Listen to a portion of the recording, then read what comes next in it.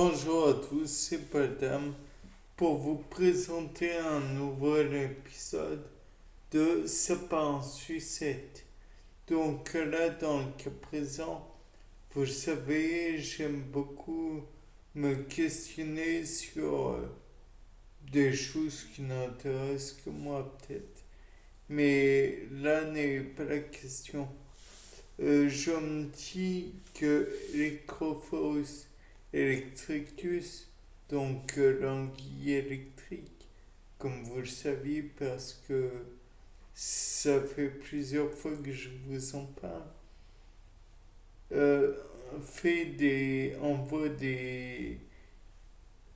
comment dire, des impulsions électriques dans l'eau pour repérer ses victimes, enfin victimes, proies, pour se localiser, pour, enfin bref, dans sa vie commune, dans sa vie de tous les jours, et l'animal produit de l'électricité, très globalement parlant. Donc peut-être que on pourrait essayer de voir si cela induit un changement, d'imposer un courant et d'imposer non pas un courant électrique, mais un champ magnétique autour de son environnement. Bien sûr, il est envisageable que comment dire, ce champ magnétique soit un petit peu déstabilisant pour l'animal, pour peu qu'il soit en danger d'extinction ou que sais-je encore, qu'il ait du mal à se reproduire ou que la population soit impactée négativement par les expérimentations, il faudrait que cela ne se produise pas trop souvent et de plus sur un nombre bon, assez important, mais tout de même, comment pourrait-on dire, assez important pour que statistiquement cela soit crédible, mais en même temps que cela n'impacte pas une trop grande partie de la population. Naturellement, on pourrait éventuellement envisager de faire un élevage d'anguilles électriques. On peut être dubitatif quant à cette idée, d'autant que si le courant passe dans les eaux ou, à comment et le domicile l'anguille électrique, il faudrait peut-être reproduire la composition de l'eau, puisque l'eau pure est faiblement conductrice. De plus, pour que l'animal n'ait pas d'altération de ses organes produisant le courant électrique, il faudrait peut-être continuer à lui faire, comment dire, continuer sa vie de potentiel chasseur, puisque s'il n'y a plus de chasse, peut-être que l'organe en question va s'atrophier, voire perdre son utilité. Après tout, les organes ou les structures vestigiales existent. Donc, il serait bon que l'anguille électrique continue à avoir utilité de ce fameux organe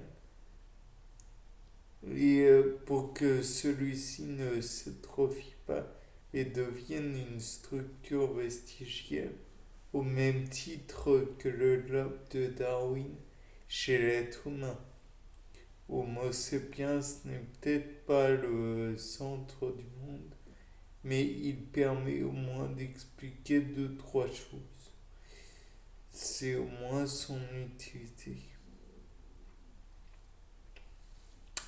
De plus, donc, on pourrait envisager de produire ce champ magnétique, mais on pourrait aussi faire varier les concentrations d'électrolytes dans son milieu, puisque, je vous le rappelle, une eau faiblement concentrée en électrolytes n'aura pas la même conductance qu'une eau fortement concentrée en électrolytes.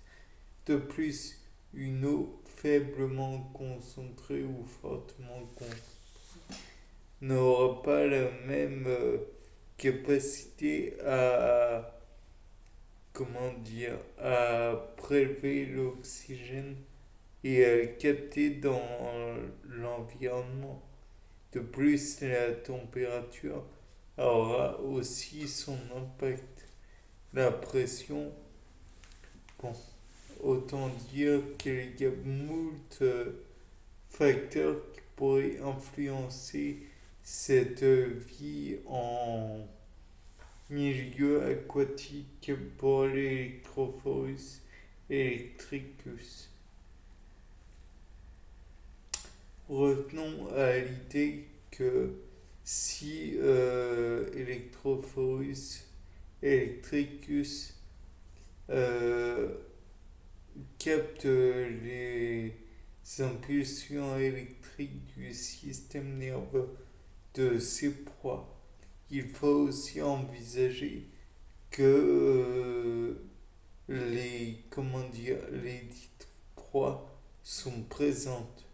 Si elles ne sont pas, il me paraît inutile pour Electrophorus electricus de garder la capacité de capter ces influx nerveux. D'autant que si il y a une possibilité de se nourrir plus facilement sans gaspiller son énergie à essayer de trouver la proie en question, il ne va pas chercher Electrophorus electricus ne va pas chercher à se compliquer la vie. Du moins, ça me paraît difficile d'envisager le contraire.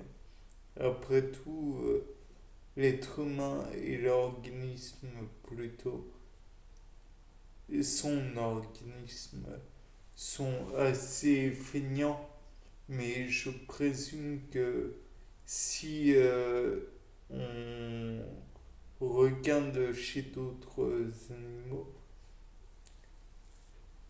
le parallèle est tout aussi faisable, puisque je vois mal le fait d'utiliser son organe pour capter les proies alors qu'il n'en a pas besoin. Ou alors, cet organe a d'autres fonctions que capter les éventuelles proies qu'il y a dans le milieu. De plus, on pourrait aussi comparer avec un milieu sans proie et où il est normalement, comment dire, où il est nourri normalement. Et cela pourrait amener à l'idée que le courant électrique pourrait éventuellement servir comme à faire de l'écolocation, bien que là ce serait de l'électrolocation, étant donné qu'il pourrait, l'animal en question pourrait se repérer dans le milieu en envoyant des impulsions électriques sans avoir de problème à le réceptionner par la suite. Bien, c'était Paul Dame pour un nouveau Sapin en sucette. Au revoir.